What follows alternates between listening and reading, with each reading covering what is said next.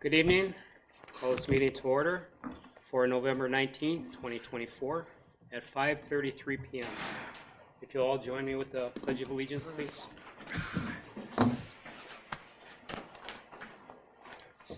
I pledge allegiance to the flag of the United States of America and to the republic for which it stands, one nation, under God, indivisible, with liberty and justice for all. Thank you.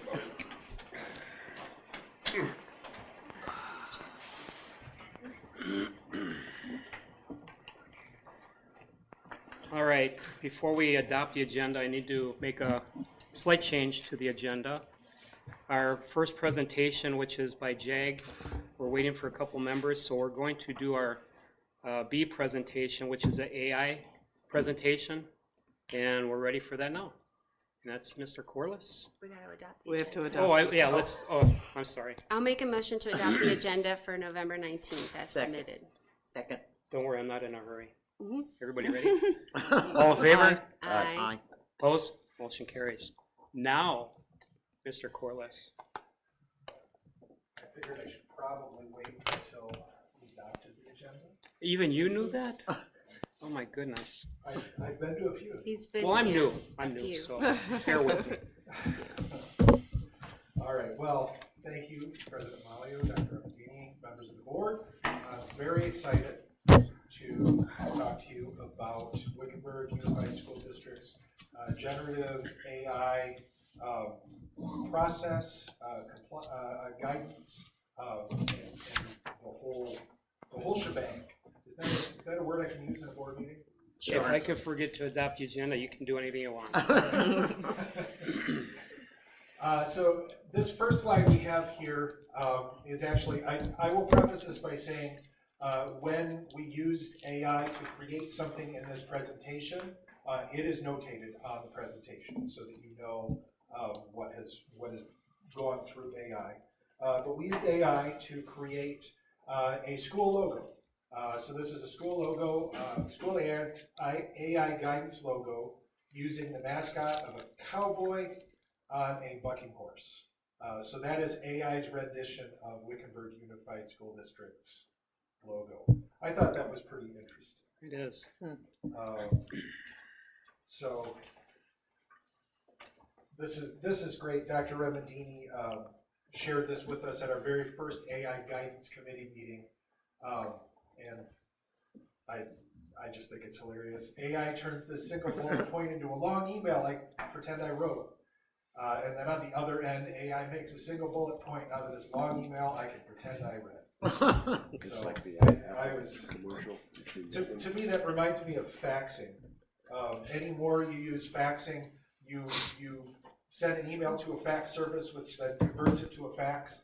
And then on the other end, more than likely, they convert it back to an email because nobody actually sends faxes through a fax line anymore. Kind of the same idea. Except the government. Except the government. Although even they don't actually, it's still going to an email on their end. Fun times. So our AI Guidance Committee, the goals for the committee were to become knowledgeable about the use of AI, to develop guidance for all WUSD users, to develop and implement a plan for training staff, and to plan for student use of generative AI during the 25-26 school year. We have 8 members. Was it 8? Yes, quick count says 8. I am a member, Mr. Gorman, and Mr. Tim Malone, who is a parent. They are here supporting me. They're standing there looking intimidating, so if you guys don't like my presentation, they're coming after you, just FYI. We also had Mr. Jason Duvickas, Ms. Heather Klenk, Ms. Mackenzie Ferenga, Mr. Joe Black, and then Dr. Barbara Remendini.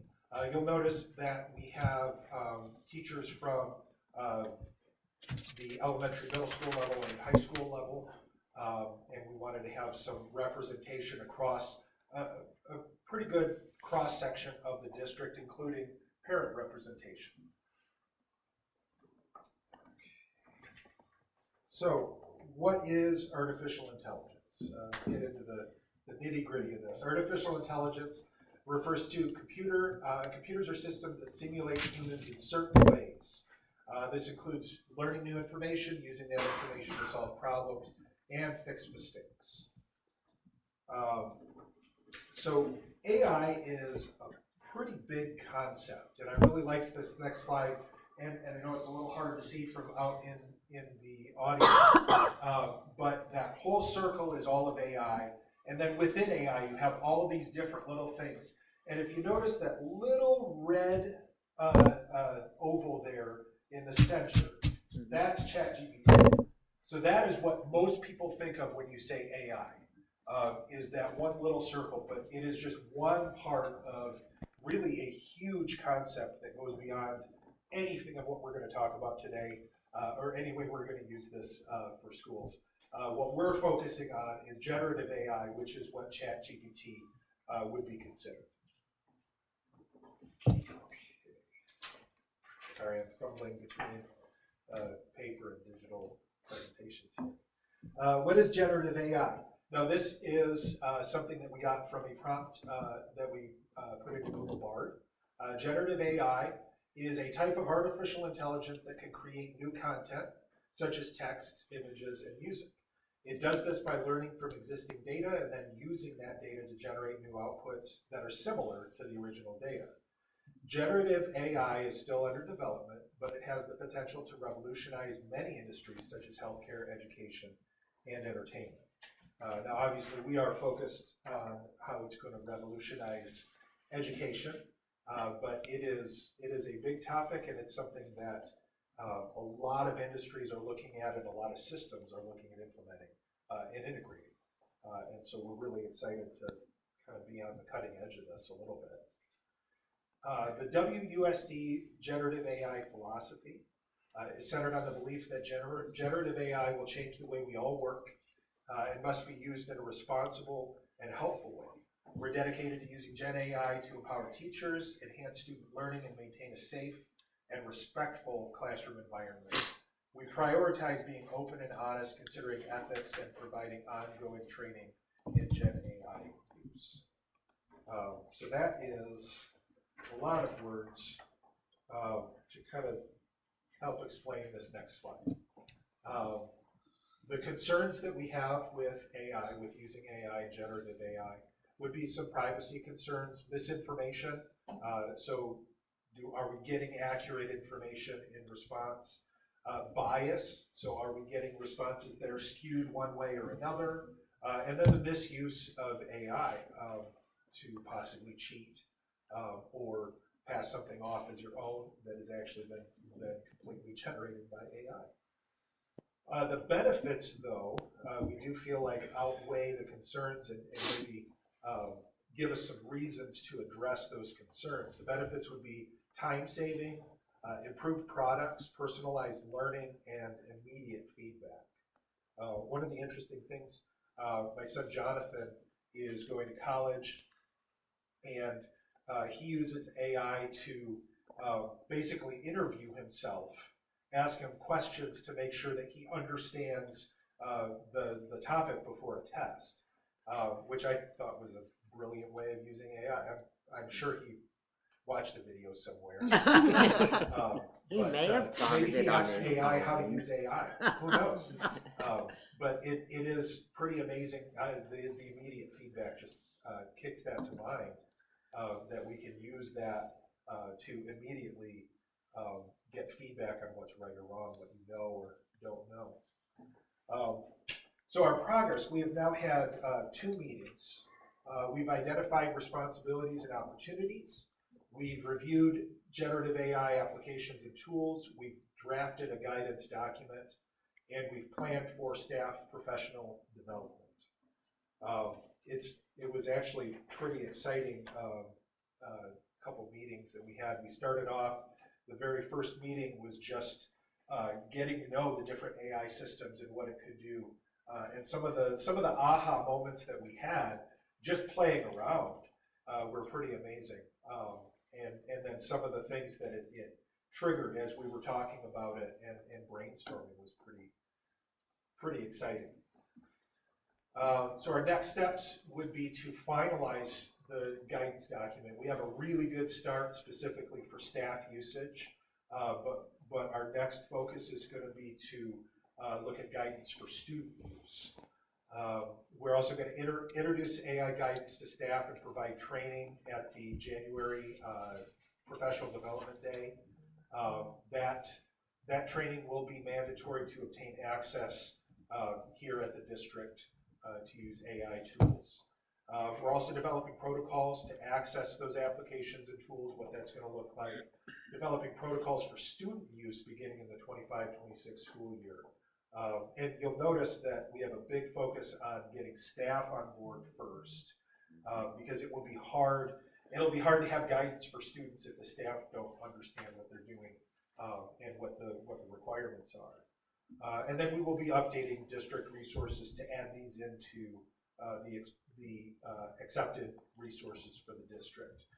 It will be mandatory training, and there will be parent-student permission documents that we'll have to have.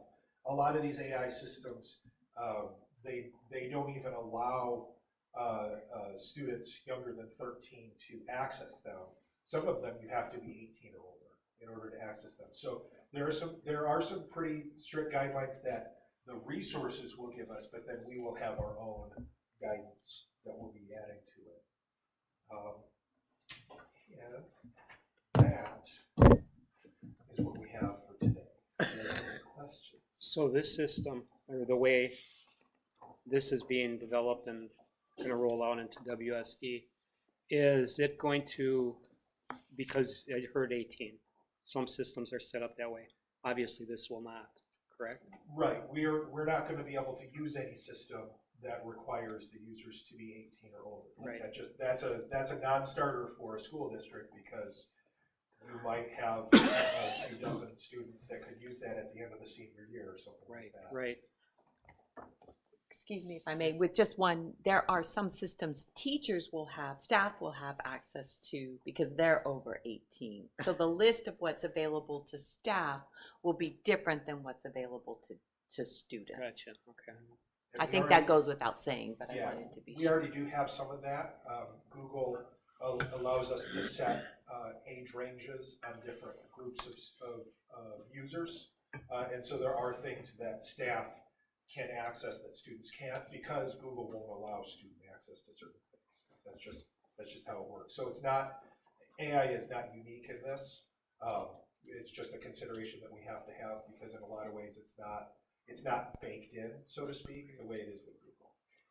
So just one second, being that you have just 2 meetings in and you're developing this, do you have any staff right now that are like test piloting this? I mean, you probably did, but I mean, is anybody else using it for their job right now?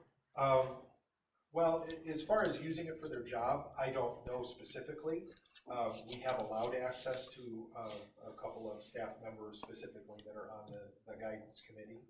I know Mr. Black at Festival had talked about using it, but I'm not involved in the classroom there, so I can't say how much or how he was using it. I don't know if Mark, do you have anything else to add for that? I know that outside of school, we have staff that are using it on a personal level, being able to develop things or work on things at home using the generative AI technologies. I use it, play around with it some. I've developed a couple presentations, nothing that I've actually used as a presentation. I've used it as an editing tool. I've used it for, I'm going to use an example. A couple of, when we first got it was about a year ago. We had All leaders have access to Gen AI tools in Wickenburg. So principals, cabinet members, school leaders, I'm sorry to interrupt. So they've had that for a little over a year. So on a kind of surface level, just playing around with it, we had we were running our ISS, an after-school detention program at Wickenburg High School, and we had some students that showed up and they didn't have anything to do, and so they were just sitting there, you know, twiddling their thumbs or wanted to take a nap, and we were like, okay, we need something for them to work on. So I typed into it and I said, create a packet that involves discussing, being disruptive in a classroom, and ask 10 questions. And so, like in a matter of seconds, it gave me an article that described why, how that interferes with the instruction and the students' learning, and then 10 questions that went along with it. And I did a little bit of editing, and boom, I had something to give them to work on while they were sitting in there. And so we went through and we did that same thing for the types of common offenses that we had, and we created a packet of materials for kids to work on while they were sitting in ISS or detention, particularly if they didn't have something to do. But we actually made that a mandatory piece to them working at lunch detention, for example, we used for tardies, and so the article that we were using for that primarily was around tardies. And, it was a matter of seconds, and we had that. And so, of course, you have to look it over good because it may have something in there that just doesn't align with what you have. So it creates it quickly, but it gives you something at least as a starting point to be able to go through, utilize, and in a matter of, again, minutes, have something, a tool, a resource. I've used it a little bit just playing around. I had a biology teacher that was out and asked to create me a lesson that tied into about where they were at. And again, within seconds, I had all these activities. It was giving me worksheets. It was creating materials that I could just walk in with. You have to make copies for the class if we needed to. So that's just kind of playing around with it, the sort of things I've seen. Okay, so when you say you edit it, someone develops this, can you edit it right there? Not in that, I'm only going to speak to ChatGPT. It'll actually give you a chance to copy it and then paste it into like a Google Doc. Okay. So it generates it right there in front of you, so you go faster than you can read. All of a sudden it starts appearing. And then there's a copy function, so you can copy it, paste it in, and then at that point, you can go through and edit it. And there's just some things like, it throws asterisks in places that there should be an asterisk in my opinion. So there's editing like that, or it puts it together and I want space, like I said, it gave me 10 questions, but there was no room to actually respond to each one, so I had to space things out. Right. There's that kind of work that has to happen with it. So. Okay, but you have to copy it and. Correct. Yeah. At least in For that, my yeah, experience in that. for that resource, there are other resources. School AI is a good one that you can have it create, and then you can write in that system edit and have it actually give you the documents you want. Our student information system Synergy is starting to have some of this baked in. Obviously, we're going to be doing the same process that we've been doing all along, and vet our systems to make sure it aligns with what we want to do. But that would be another example of something where you could generate something and edit it right there before you publish it. I was curious, what these different AI packages, what makes them age restricted? That's a policy thing for each system to decide. It may have to do with the responses that it gives or the resources, because every AI system has resources in the background that it's pulling from to synthesize this response, and so it could be that the data that it's using as the back end is going to include things that would not be age appropriate if they're under 18. Okay. And then some things would censor that, would know how old you are, and would Right. only provide things that are appropriate. A lot of the school-based ones would have that stuff built in. Yeah. Where it's not going to give you Okay. inappropriate responses. So basically the ones that are on the document, there was only one I think that had no younger ages, but like the ones that are 13, whatever. So it would give its responses are kind of filtered so that they're age appropriate, and they're in other words, your middle school boy isn't going to go in there and come out with some inappropriate material, Right. because Those are the resources ask it questions that Yeah. Oh, as the parent perspective on this, Yeah. my biggest concern is the concerns. Like, what is my child going to get into? And I think that they're gonna get into, you know, whatever's new. And AI is new, and I'd rather like attack this at the forefront Right. and be on top of it, because it is the new thing. Like if you go on any social media like Facebook or anything, you already pull up the search bar, there's already AI All right. baked in or Yes. implemented. Yep. So it's gonna be baked into many websites. I'd rather my children know how to navigate this properly and Mhm. efficiently. And, you know, if they can do that at school, then that's amazing. Yeah. So, Yeah, well, yeah. I like the fact that they, responses should be age appropriate, you know, Yes. from the AI. Absolutely. Because, I mean, technology is pretty exciting. I think it's, and for instance, I asked my daughter, like, I knew what ChatGPT was, but I didn't know if she did. And I asked her, do you know what ChatGPT is? Oh yeah, we all use that. We all use that at school. So they're all using it already, you know. I'd rather them know how to use it properly than using it behind people's backs, or we're worried about them cheating, you know. If they have guidelines, they have firewalls, they have boundaries on using it. So mhm. as a parent, that's what Right. I'm looking at. Yeah. Good. Yeah, I was just curious if you had thought through to anticipate a lot of the student misuse of it. In other words, things that you put some guardrails up to kind of, keep them in bounds on the use of it. That kind of Yeah, relates to my that's question.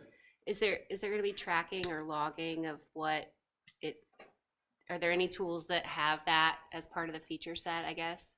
Yeah, so,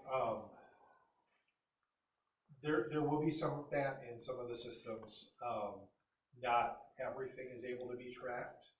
And some of the systems, it would depend on whether we do a paid tier versus a free tier. But I think a lot of the school-based resources do have that in mind, with the idea that the district would have visibility into everything.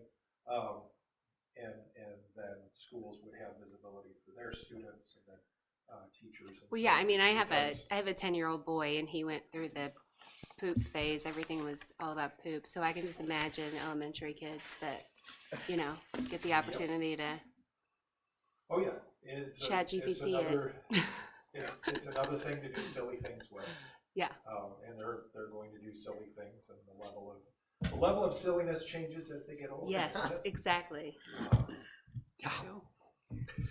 But these days you can track and log just about anything, so. Yes. Well, and I will say, when we talk about allowing access or blocking access, we are talking about when they are on our network. Right. Obviously, we can't stop people personally from using a personal account to access things, nor would we want to. I mean, that gets a little far-reaching when you talk about personal accounts. So really, we're talking about when a student is on one of our Chromebooks or connected to our network, we're only allowing specific things.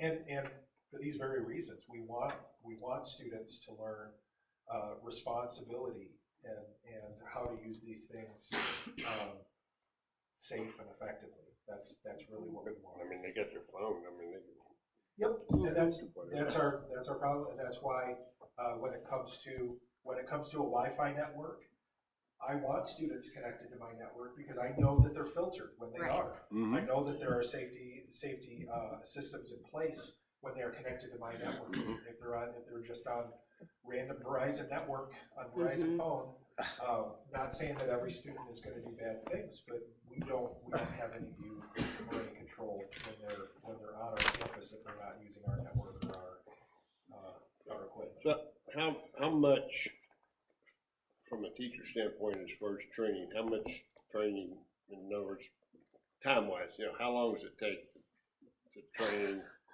take a teacher through the training that you're gonna do?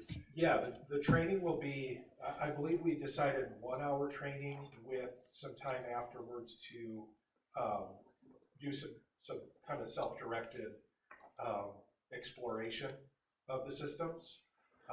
And so it's not we're not talking hours and hours and hours, but it is going to be something that you need to at least know the basics, see the basics. So like this summer, for the new teacher orientation, and that would be one of the topics of that program.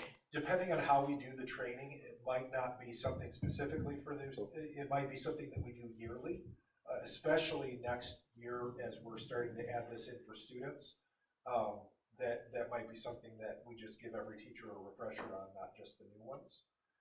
But once again, that's part of the guidance committee and part of the policies that we're still working on to put in place. So it'll be like student rules will be in the handbook Yes, where that will be located. yes. Okay. There will be pieces of this in the student handbook, in the technology use agreement, things like that. It will change a lot of that. Karen, do you have?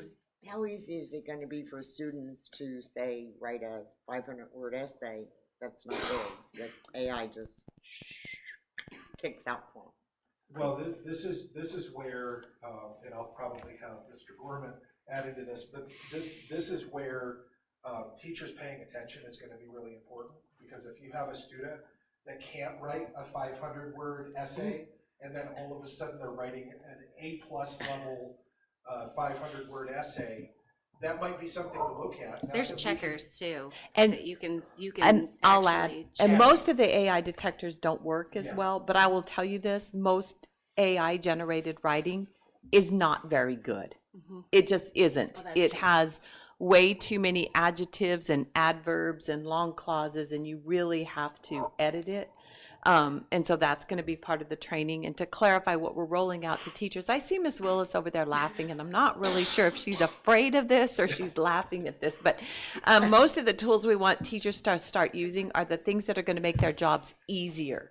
Their school AI will generate a lesson plan. You will have a subplan. It'll generate IEP goals. It'll generate quizzes, exit tickets in 1 second, and that saves teachers mountains and mountains of time. And then when we get to the student use, the teachers will be trained on how to detect it and how to use AI, because kids who are just typing it in and turning the paper in, that's not that much different than having their parent write their paper for them, right? It's still cheating, but there are ways kids, and all of us can use AI as a brainstorming activity, as a thought process to improve our writing. And that's what we want kids to be able to do, because that's the generation they live in.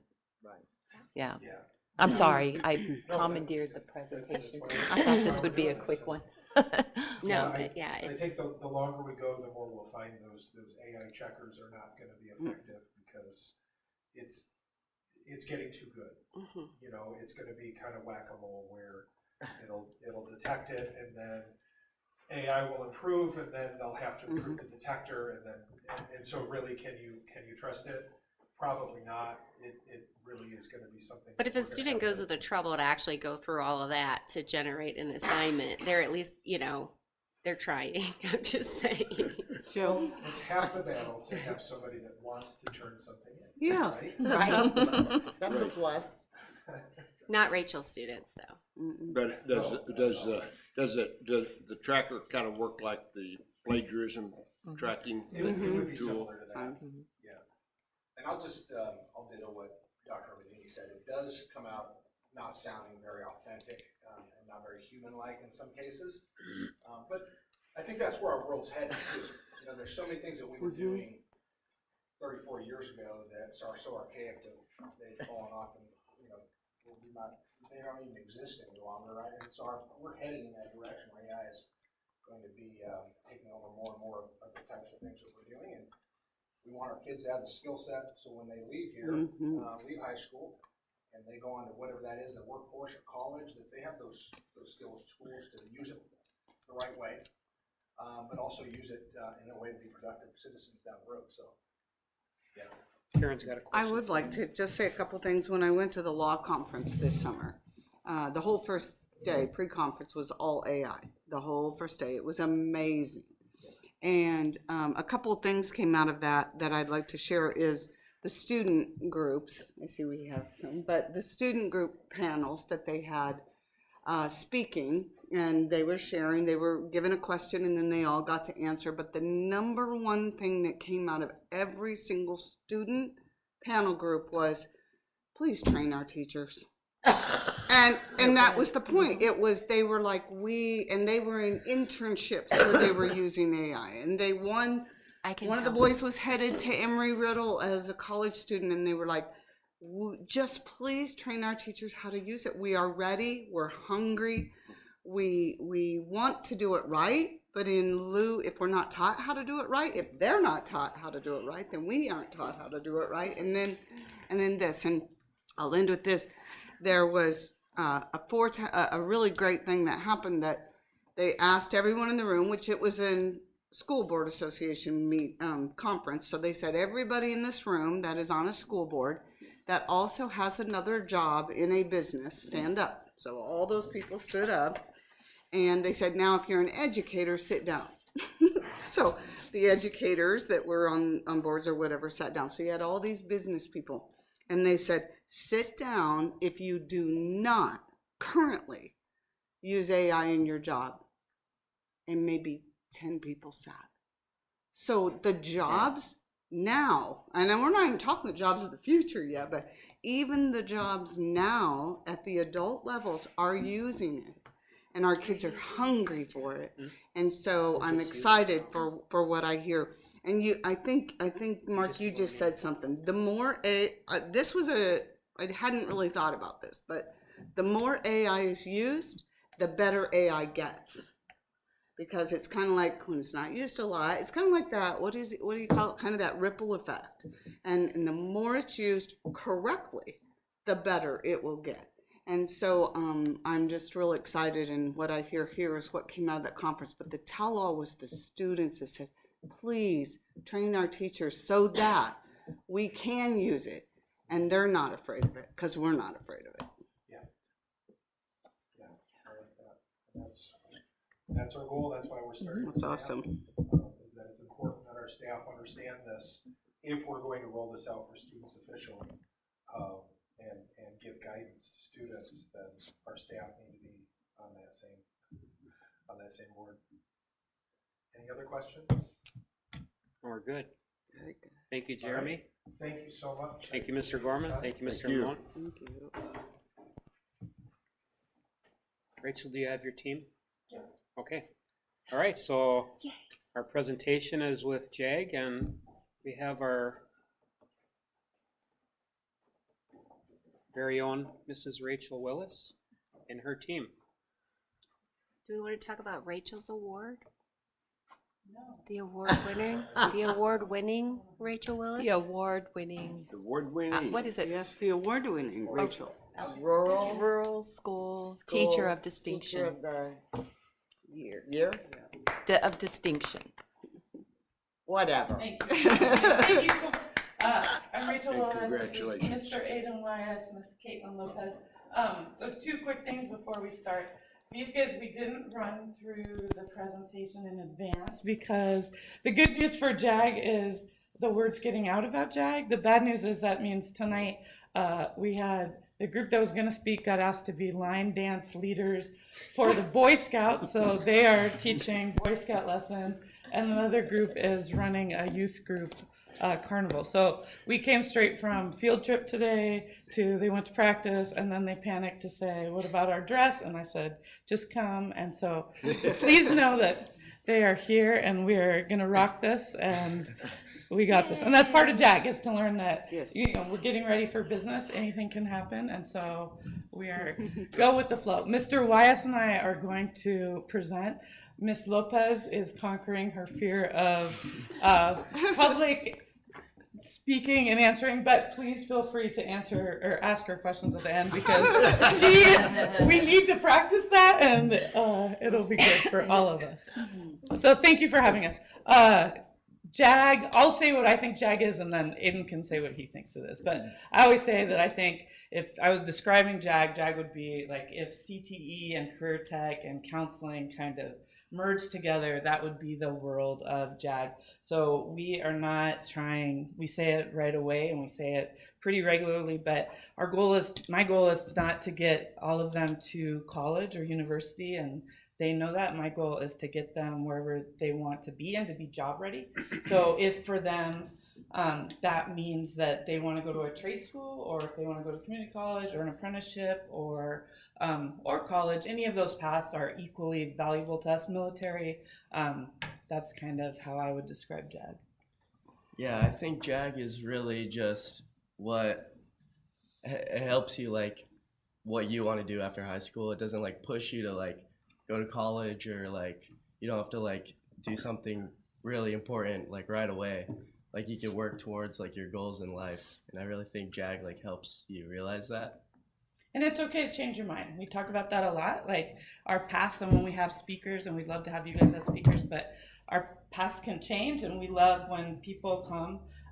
These days there's somebody always from JAG that introduces the person to the class. So somebody would pick you up from the office, they would introduce you there, and then they would come to the class and the different person would give the introduction. But part of what we like is when people talk to us about their past, and no one's path so far has been just straight down the line. They've been all over the place, and I think that's cool for all of us to hear because we're trying to figure out what we want to do.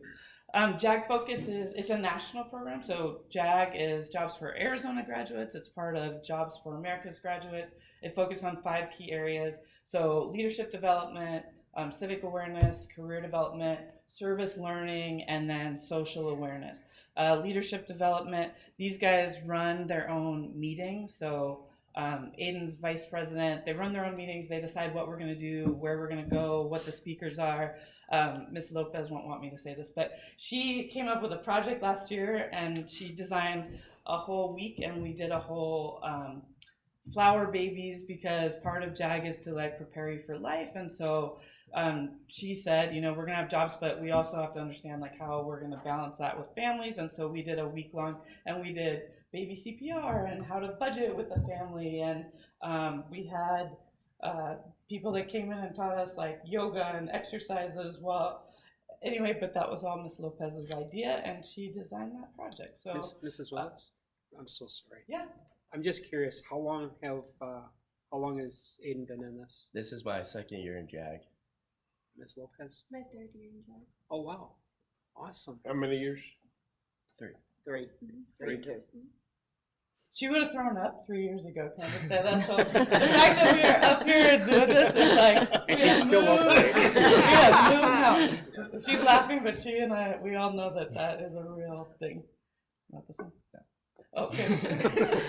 GNAP is something that we practice in JAG, so we work on soft skills as well as, you know, the big lessons for jobs. But GNAP for us stands for greeting, name, affiliation, purpose. So we practice how to shake hands, and we do that regularly, and it sounds silly, but they know we start at week 1, we go all the way through. But if you see one of these guys, you probably saw both of them recently in the paper. Aiden was this guy on the front page because he just made national news for interceptions. But GNAP is something we practice, and it's something that if you like reminded them, or if you just saw them out in the world, they would do that pretty regularly, and they're great at it.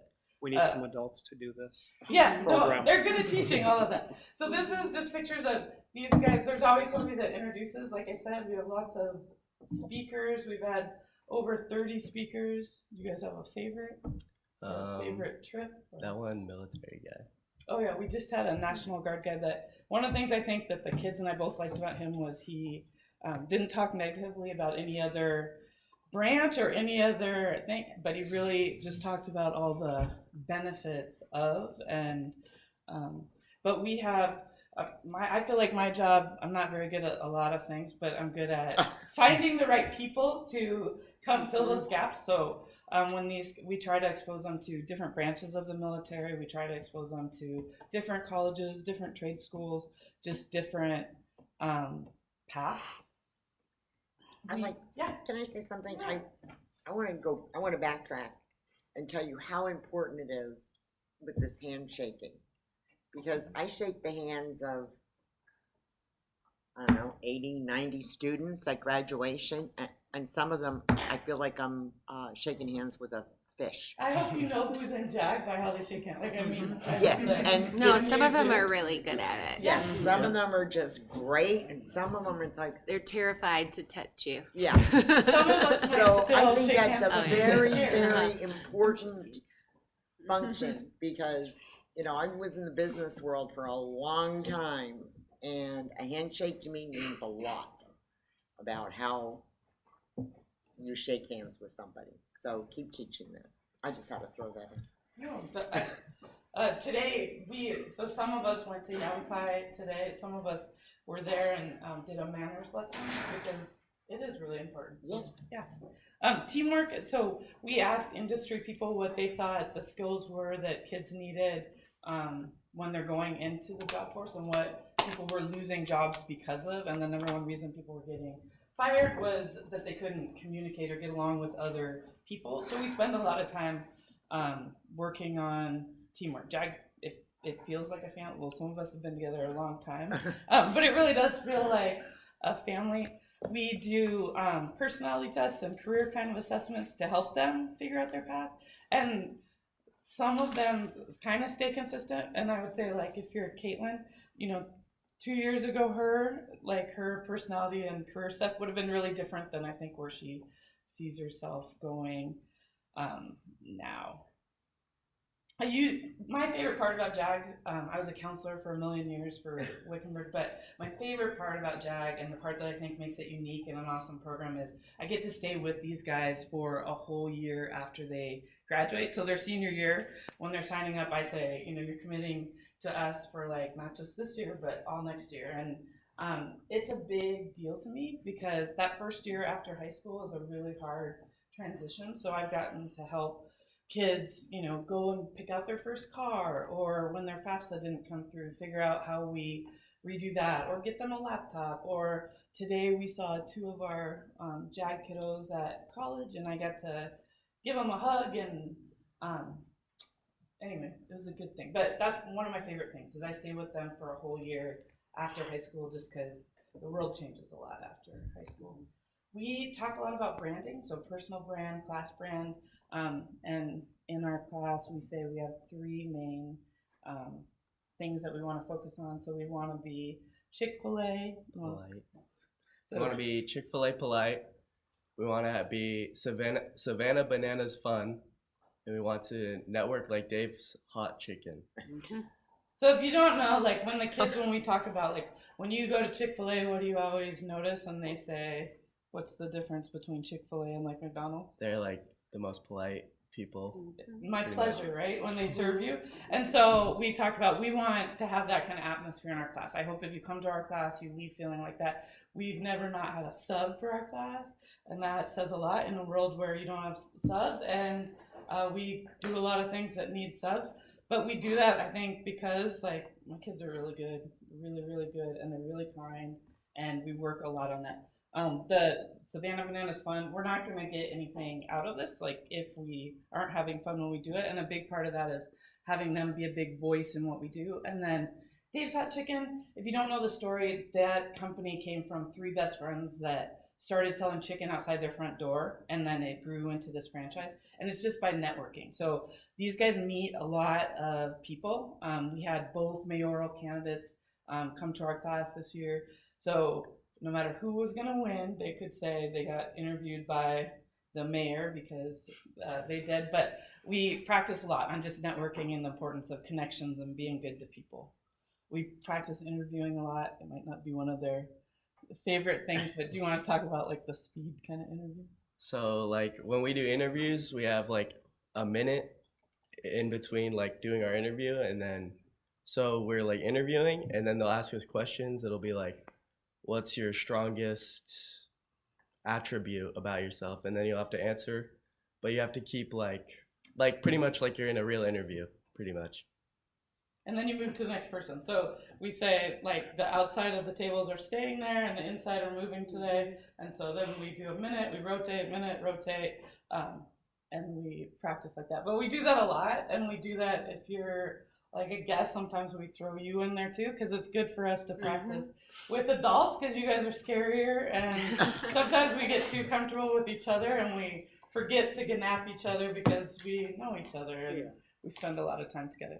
We also do lots of life skill kind of stuff. So JAG's not just about, it's about getting ready for trade, but it's also about getting ready for life after high school. So everything from how to tie a tie to change a tire. And when we go to competitions, there's all kinds of things. So there is a tire changing team that they can be on. They will score us on how professional dressed we are. But they also realize that professional dress is really different depending on what profession you're in. So if you're going into construction, that would look really different than if you were going to be a doctor or something in scrubs. So it's different than like I would say like an FFA or an FBLA where it's only suit and tie.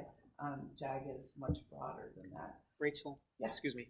Do you, as the facilitator of this program, do you pick out the categories, like you used 2 examples in here, tire changing, tie and a tie. Do you have a list of things that you know are done in nationals or whatever competitions that they may go to? Do you pick out what you're gonna cover in your classroom? They do.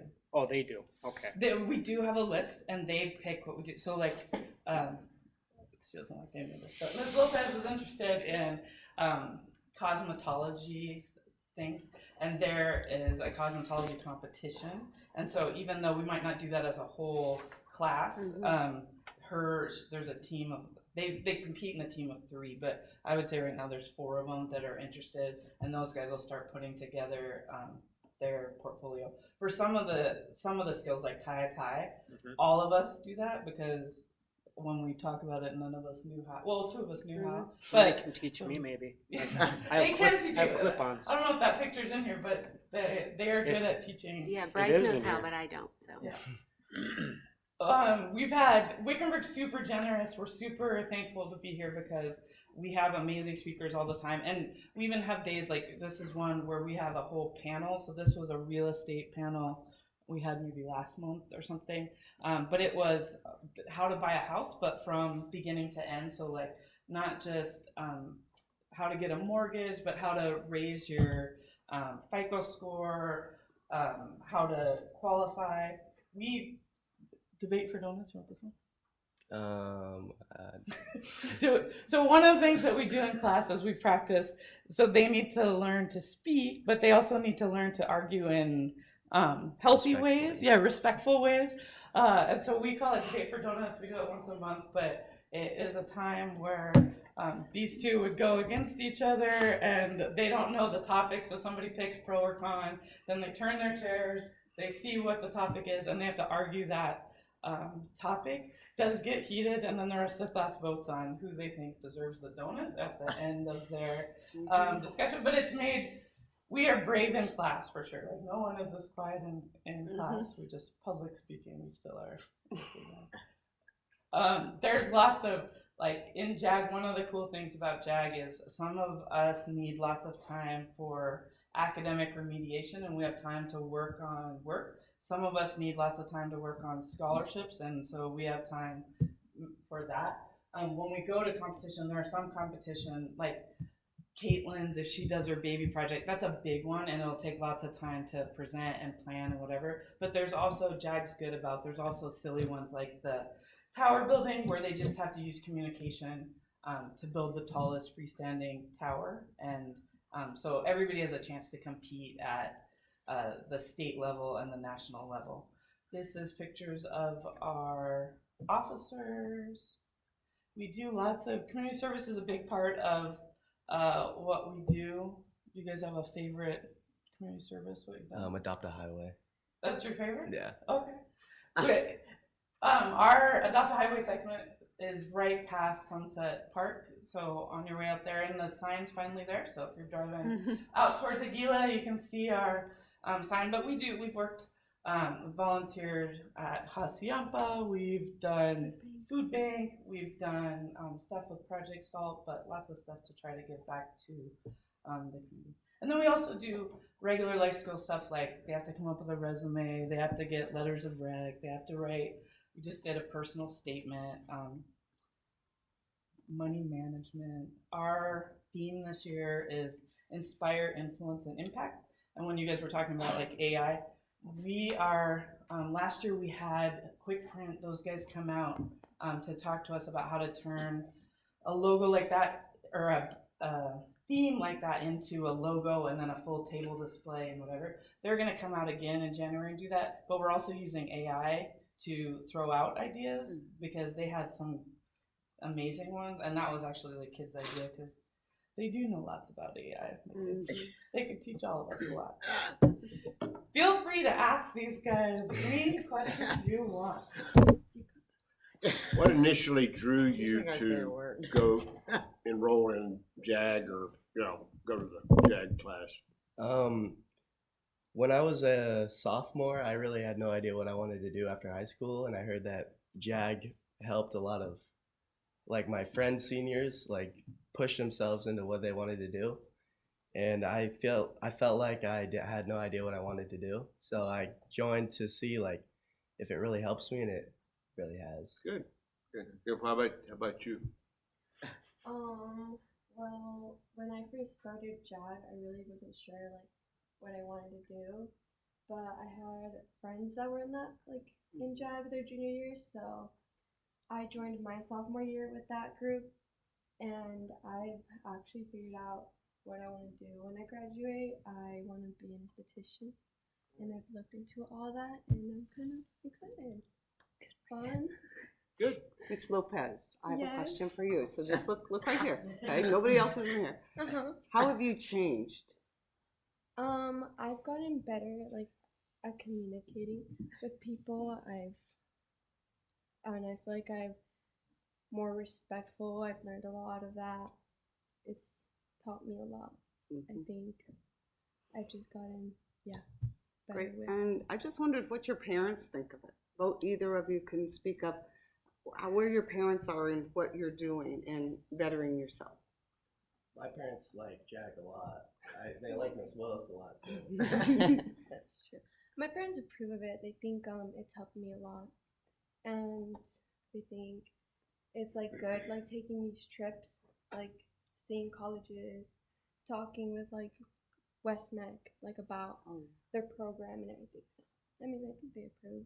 I just wanted you to see that you really could do this. She's awesome. She's Yes. awesome. Thank you.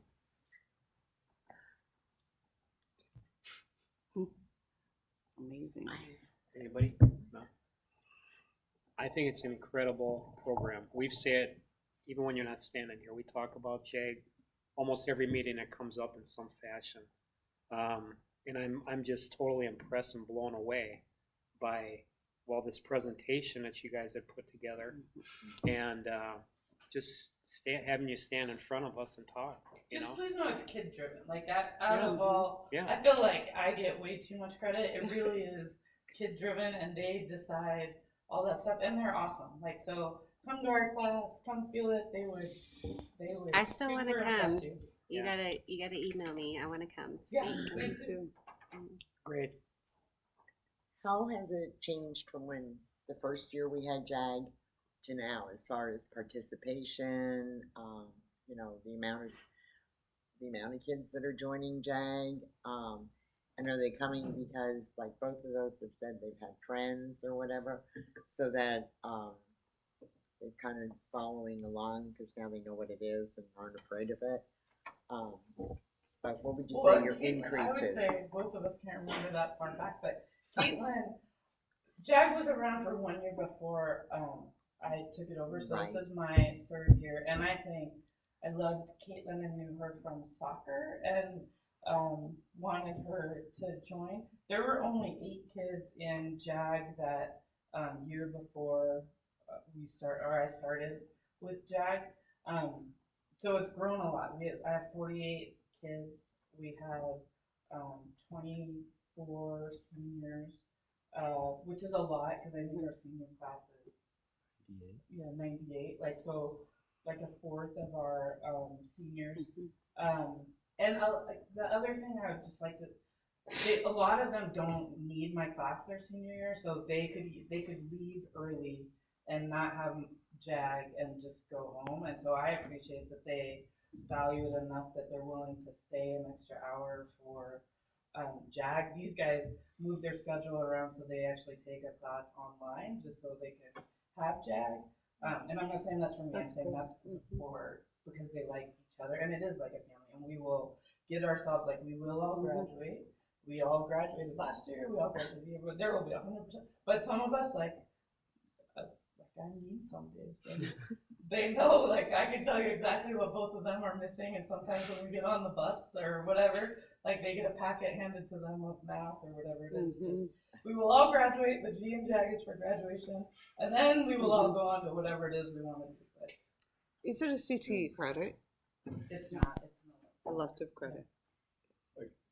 I was gonna ask, is it just one class period that you have, Jack, or is there I'm talking about you. Two. Is it, you have two classes Yeah. that, okay, I have a junior JAG and then senior JAG. okay.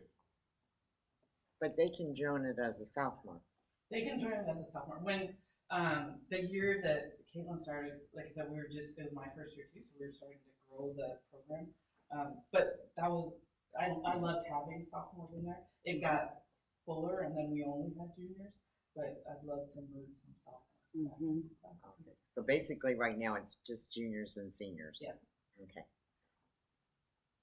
Dr. Remendini. Well, thank you for letting me take over the meeting so much tonight. I do want to not miss the opportunity because I don't think you'll be here when I have it on me. But Mr. Aiden Wyas, that you might have slipped by, he holds the record for the most interceptions in our school, right? Yes, ma'am. In one season. So congratulations for that. Congratulations. And Miss Lopez, I think you're one of the only sophomores left in the program that started as a sophomore. Is that a true statement? I think so. Yeah. Oh, yeah. Okay, Two of good. them. Well, congratulations. And then the last thing I'm going to say is thank you, Ms. Willis. I know we got you in the right place. And this community and this board loves JAG because of your leadership and because of the kids. And so congratulations. And thank you for letting me say that, Mr. I say it, but not in public very often. Right. You know what I mean? And really, please come to our class. Like, we'd love to have you. And We will. When is your class? second or third hour, so like 9 to 10, and then 10 to 11:30. 9 to 11:30 ish. It depends on Monday and Tuesday are different schedules than So Wednesday and Thursday. Monday and Tuesday is when you have JAG? I have it every day, but I'm saying our schedule, Oh, the okay. high school schedule is different on Mondays and Tuesdays, and then Wednesdays and Thursdays. Okay. Perfect. Well, Thank thank you so you. very much. Yeah, Appreciate thanks your for time having and great job, kids. Great job.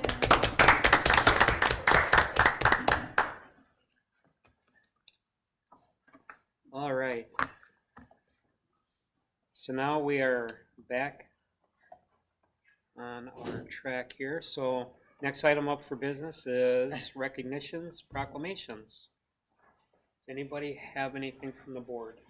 Well, I don't have anything specific necessarily, except I am just in awe and amazed at, again, I said this before, but now that I'm officially a board member, soon, the newspaper in this town and how it supports these kids, these teachers, what's going on.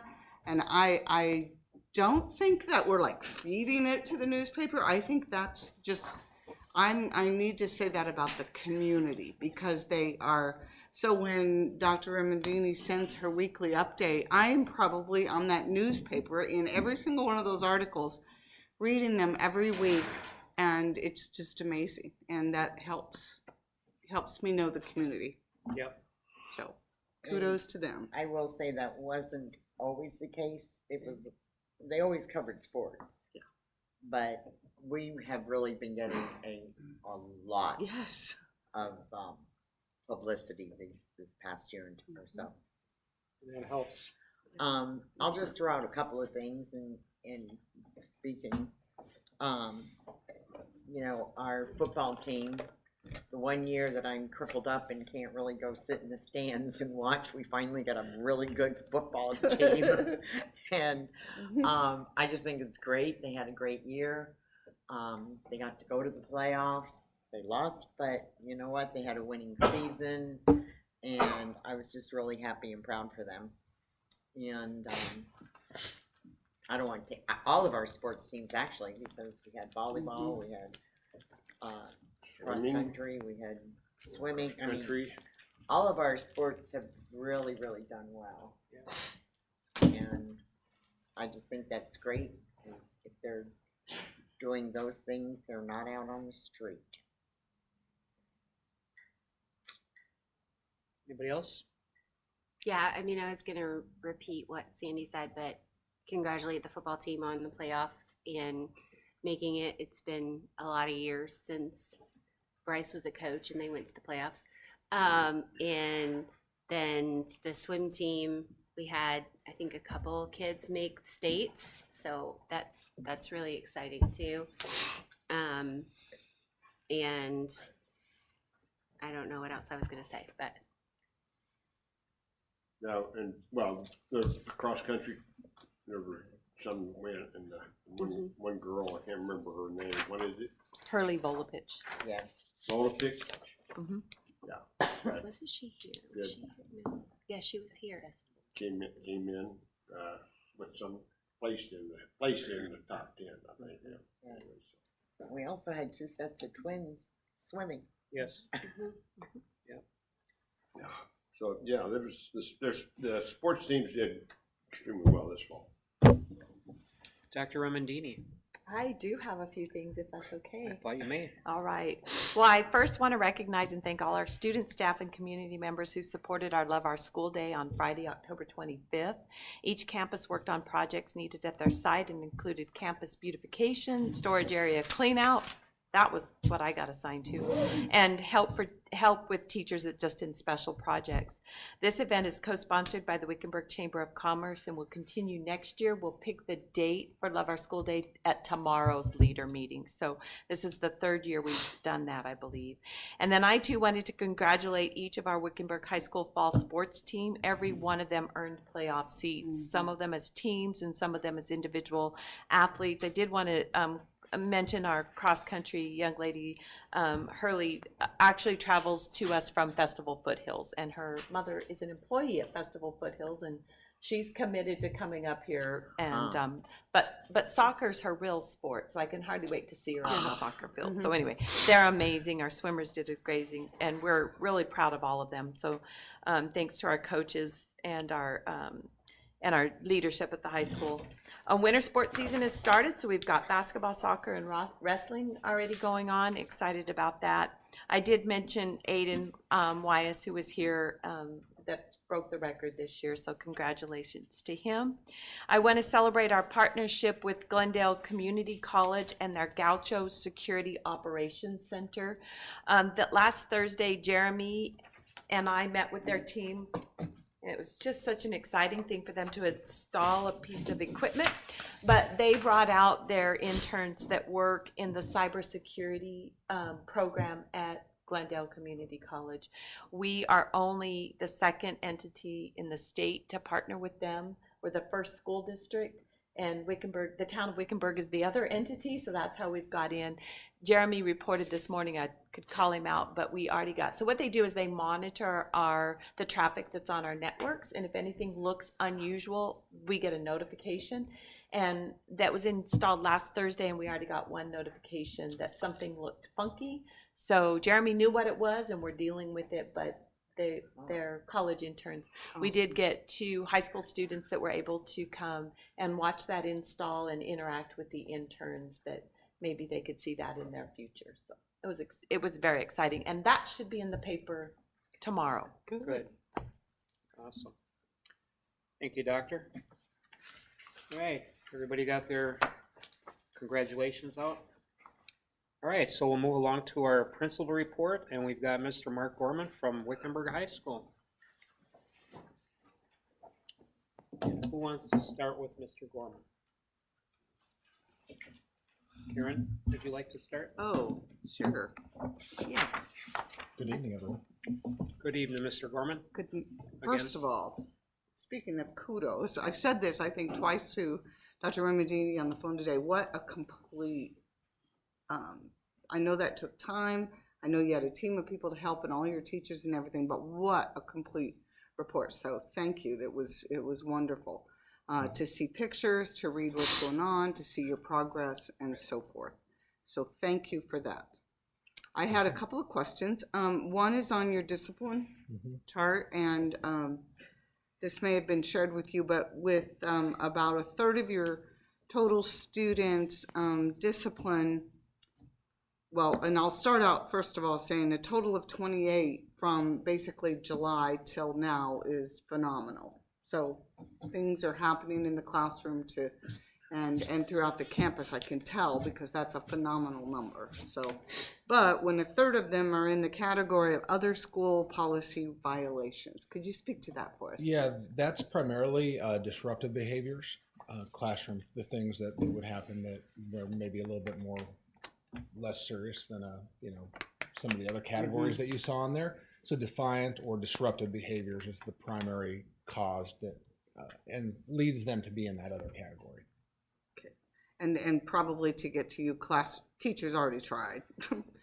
Yeah, So- and that, our discipline data is a testament to teachers trying to work with kids using the system that we have in place, where when something is happening in the classroom, managing that disruption in the classroom, utilizing resources that they have, whether that be conversations or parent contacts or putting them in detention that we have set up as a teacher way of dealing with minor stuff that's happening. And then eventually it leads to, it's just not working. And so we have to step in. So, our numbers are what they are because our teachers are really helping to manage those things at the classroom levels.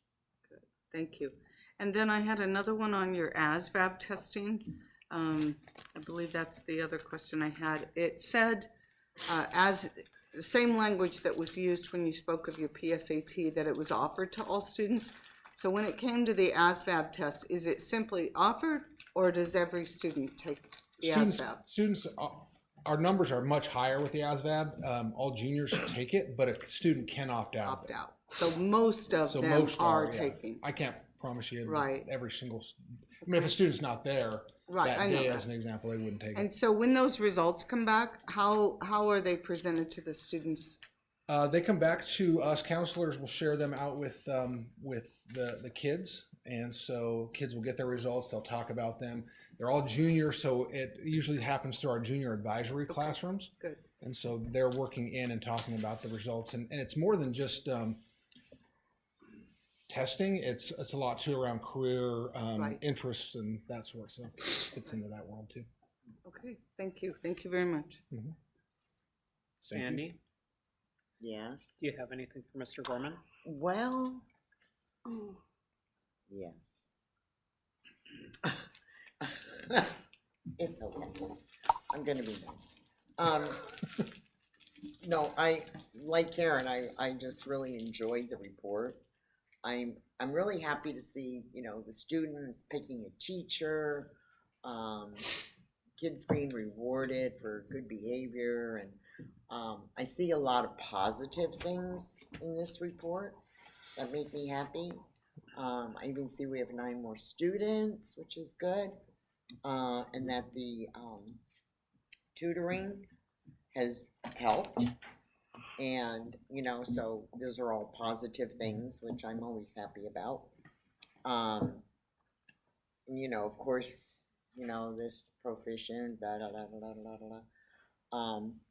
there's still some work that needs to be done there, but I do feel that we're getting better, and that's encouraging.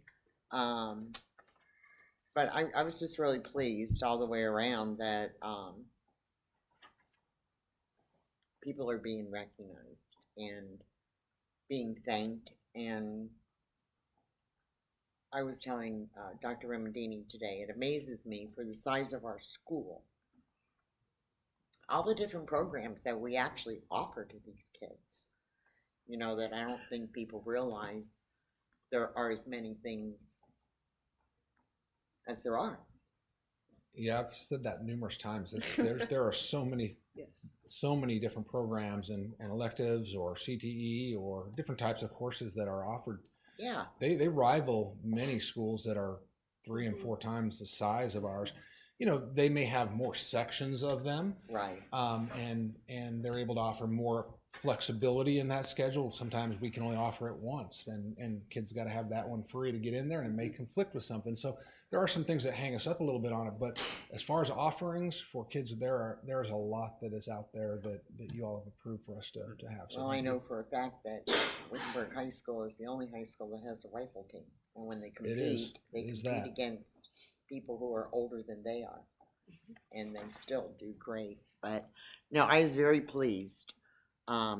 Very happy with, and I thought it was cool to hear the things that the kids had to say about the teachers. You know, Mhm. why they liked them, or you know, the humor and so on and so forth. You know, but I just thought that was really great. Overall, I was pleased, and as long as our grades still keep moving up, I'll be a happy camper. That's what we're working towards. So. We like Sandy happy. Mhm. Yeah. All right, Susan? I liked seeing some of the progress that you shared. So, like the biology pretest data, that was actually really good for biology. The 35% already highly proficient at the beginning of the year. That's kind of says we should do really well there. And then the math progress that they've already made. I'm a math person by nature, so I love seeing math growth. That's amazing. And then also the teacher of the week, that just having the students vote for it, and just hearing it from my daughter too, that she gets to vote for her favorite teacher every week, and gets to have an impact on that. And I can just see from, knowing how teachers sometimes feel in the situation in the classroom where they have a lot of negativity, and then getting to be the teacher of the week. I think it does make an impact to know that there are students that genuinely care about you. Because I do hear a lot about the negative things that happen in the classroom as well. And I know you have to deal with that a lot as well. So then having that positivity, obviously I was very happy I missed it. I got to watch it on television from our business that night, but the choir singing the national anthem, that included my daughter. It was very fun to see that. She was very upset with me for not being there, but I did get to watch it, so that was great. And then the cheerleaders as well, performing at halftime. They were really fun for homecoming. Homecoming week was amazing, by the way. If you guys didn't get to see the football, the flag football, the girls playing and the boys cheering, it was so fun. And a lot of people turned out just to watch. I know it was a lot of us that had kids on the field, but it was a great time. And even though it downpoured on us for a hot minute, it cleared up. And then it was just, the whole week I think was just a fun experience. And for the kids as well, because they got to be involved in something every day and the different activities. I know it made a difference in having the pep rally as well. I know just from the students that I talked with, they enjoyed all the different things. Every day had a theme, and they enjoyed it. So I know a lot of people don't know about all those different things, but it was great from this parent's perspective too. That's it. Good job. Thank you. Kudos to the student council. They throw all those events Oh, together, yeah. plan them all. I know they were bummed because they didn't have the bonfire Oh, I after know. the game that night. There We was a got to see bonfire the somewhere else, fireworks but- and the fire firsthand from Right. the brewery. Yeah. Ron? No, I really like the thoroughness of this report. It covered everything. And just follow in there, but the Teacher of the Week program, I think that is really a positive thing, with the students involved with it and everything else. So it just kind of makes it big, not just, kid coming to school, going to class, going to the next class, whatever, there's some, we get involved in other things. Just follow up with what Karen had on the ASVAB. I know it puts, perspective, In there. military guys or girls, and it'll give them job categories that they qualify for. So when the scores come back, do they debrief the students in that thing? Is like, you would, according to your scores, you would be good in this category of. Yeah, every student gets a report. Again, our counselors will work into advisory classrooms for those units, and I think there are about 5 of them that we have set up. So the 2 of them will work through those, give the reports, talk about strengths with them.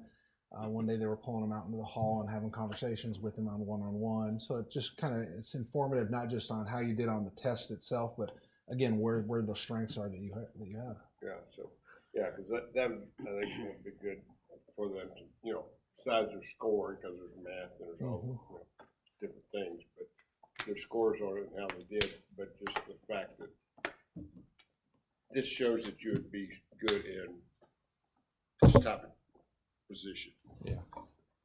There's probably more importance out of that even than some of the other tested side of that. So absolutely, because I mean, like the 2 that were here, the 2 students that were here with Jag, and they didn't know what I want to do, and kind of there's so much out there, and trying to figure out what you want to do that you could succeed at. So that type of feedback, I think, is more important than just the nuts and bolts of your math score, your mechanical score, whatever, those tests. So. Okay, good, thank you. And again, just to talk a little bit, I'll just say it because it's been brought up. It is kind of fun doing the Teacher of the Week too.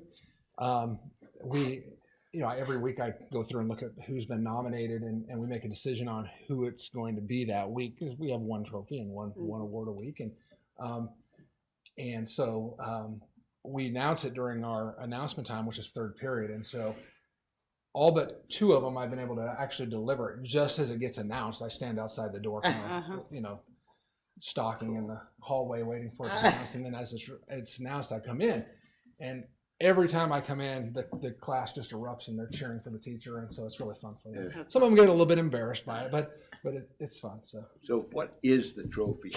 Yeah, well, we found an old trophy. It was an old trophy that was sitting in the library media center. It's probably about that tall. I'd say. And, I don't remember what it was exactly. It was something that somebody had won, and it wasn't like state wrestling championships or anything like that. It was more generic, and so we took it off. And we put Teacher of the Month plaque on it, or Teacher of the Week plaque on it, and just rotated it around. So that's a traveling trophy then. Yeah. Okay.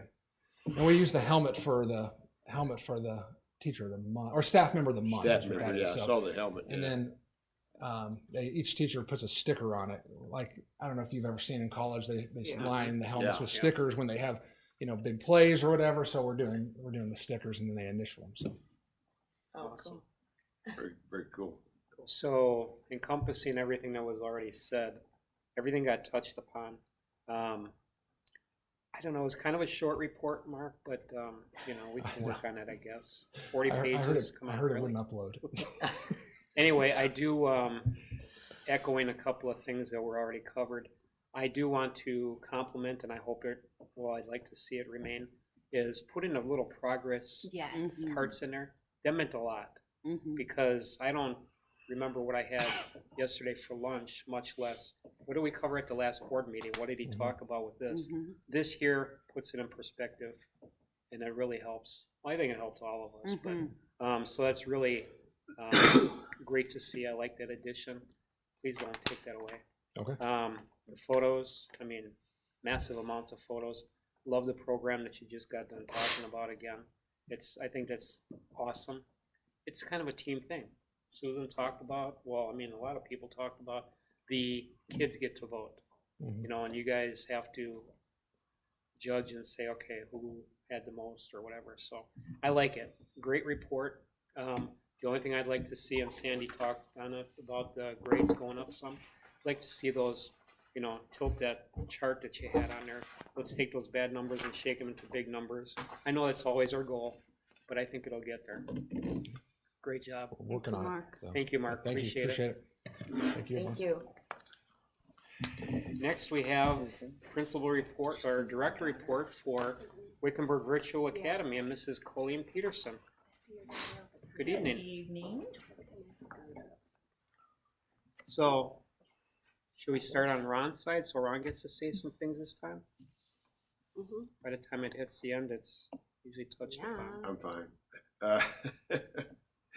No, I was interested in your enrollment and how it's shifted, around. Mm-hmm. And, the number of seniors you have in there that are, taking concurrent Right. classes and stuff, Mhm. just to get extra credit is good.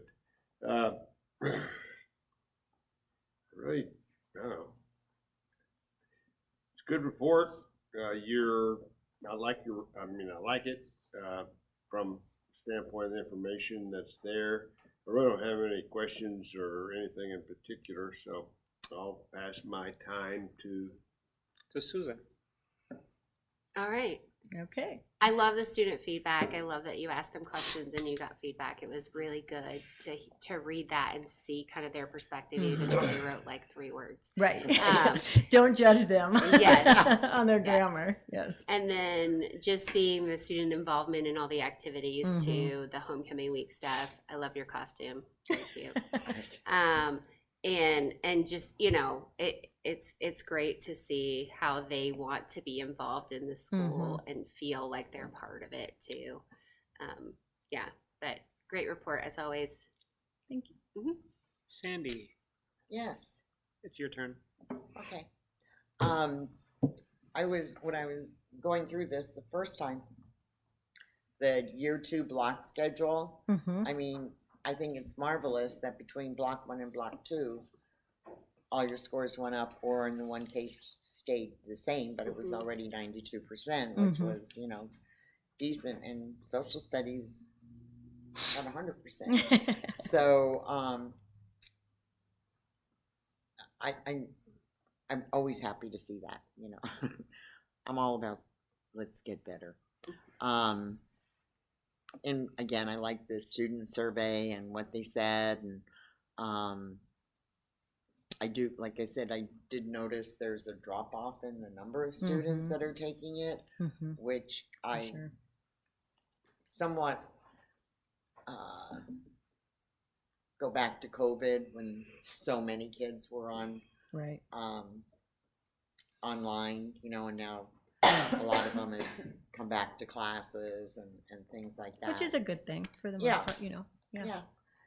Or that they go to class and they go to you, they're concurrent, playing sports and, it was interesting because I'm reading about Trent, Mm-hmm. and I'd seen that in the paper and stuff, and then to read here that he was a virtual academy student, so, Right.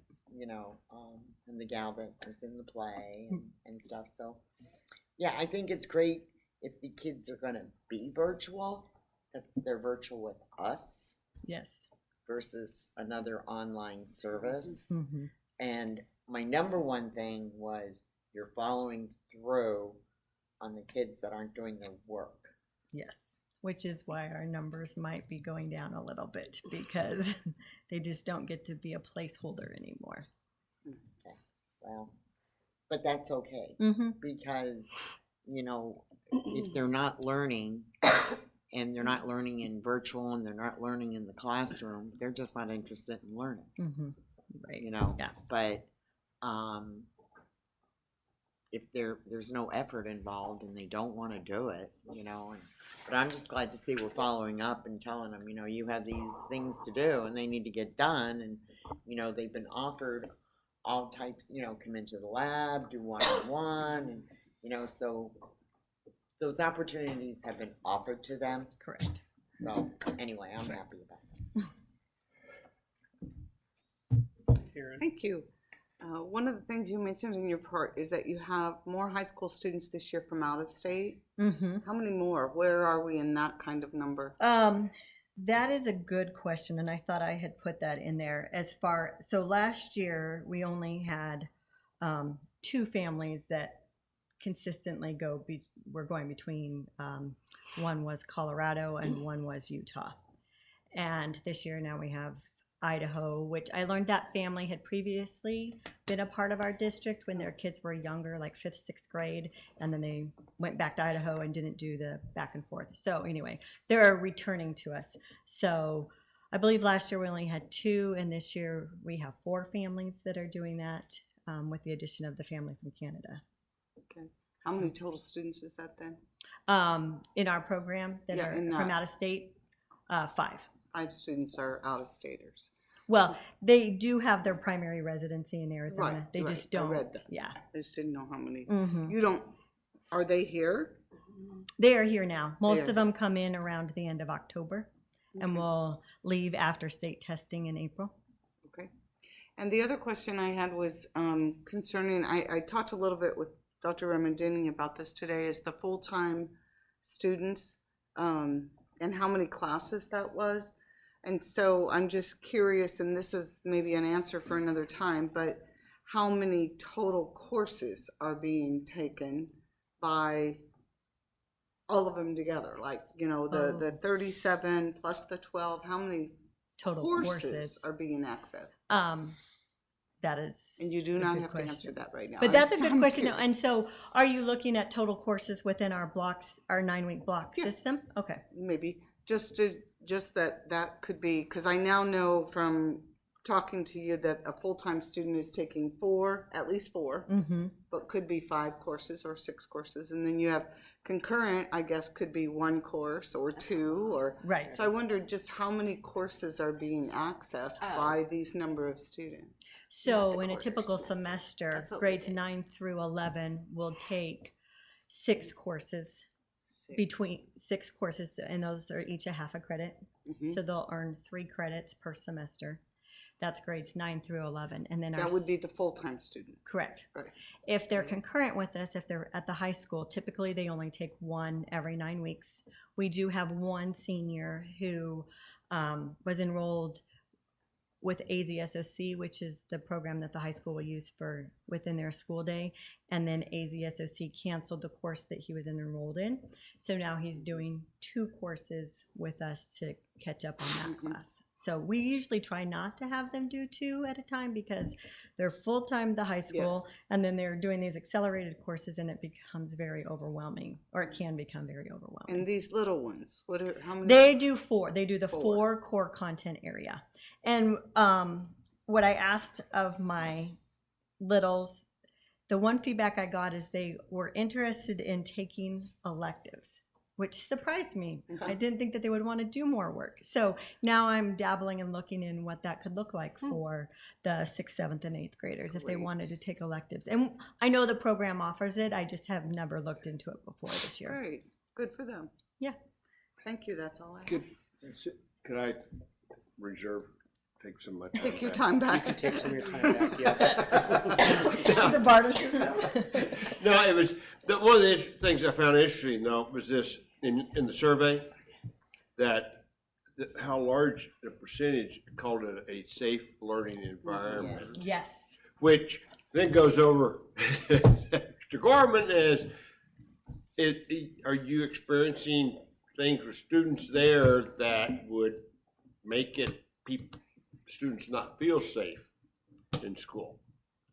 I mean, because if they're, here and it's nice, safe, that means they're doing it at home or someplace like that, and they're not, in the class group. So I just kind of, wondering if anything you had experienced or seen that or heard about or anything that would cause a student to feel that way, or a large, what was it? What was the percentage? 67%, I Yeah, think that so- was, yeah. Two-thirds of them. Feel safe online. Mhm. I don't have anything offhand. Yeah. I mean, when you go into our data, you can look at the types of things that maybe would help make kids feel unsafe. Yeah. Feel unsafe. There's always something that Yeah. happens, that Yeah. is out there. I wouldn't say that it's void of that, but overall, with the behavior themselves and things that are happening on campus are doing quite the opposite. Mhm. Good guy connection, there's a safety factor. I haven't heard that. Yeah, okay. reason that should go back to that. Yeah, it was just that, that high percentage felt that way about it, which to me would mean that they didn't feel safe in Well, a school environment. It begs a follow-up question, is what really it does. Right. It's like, what does that look like to you? Why did, Yes. not necessarily specific to what they experience at the high school, but why does learning at home feel safe to them? Yeah, as opposed to in a Mhm. school environment, yeah. Well, Yeah. even in articles I read in the newspaper, and again, we go back to the COVID years. I mean, there were kids whose parents had the kids so terrified, you know, about going back into school because of COVID. And, you know, so when I noticed that too. But, you know, safety could mean a lot of things to different Mhm. people. And I Mhm. agree with Colleen that really needs a follow-up question. Safe. Right. And I did this survey anonymously because I really wanted the kids to feel like they could share information. So I can't really go back to specific kids and go, can you explain that to me a little bit more? Right. Which I would love to do just to get some more clarity. But I thought the same thing. That was very surprising to me, and I wanted to learn more about that as well. I just like that they answered it. Me too. Yeah, exactly. Shockingly so quickly, like within 24 hours, I had like 12 or 13 responses, and then just one more after that over the next 3 days. So it was like if they had something to say, they said it right away, and then that was it. Yeah, that's good. I just want to, again, on the echo, I really like the communication that your school is doing with parents by way of utilizing your 5-star employee. Yes, she's amazing. She is dynamite. I mean, doing the emails and the newsletters and staying in contact with the families that will let her stay in contact. Because some people, or some families may have in the past, maybe they didn't notice, but now they're really being like, oh, we're included in this district. Wow, you know, it's kind of nice. I like that. I really like that touch. It's very nice. And I like the fact that your school is participating. You've got somebody in the theater. You've got somebody winning awards.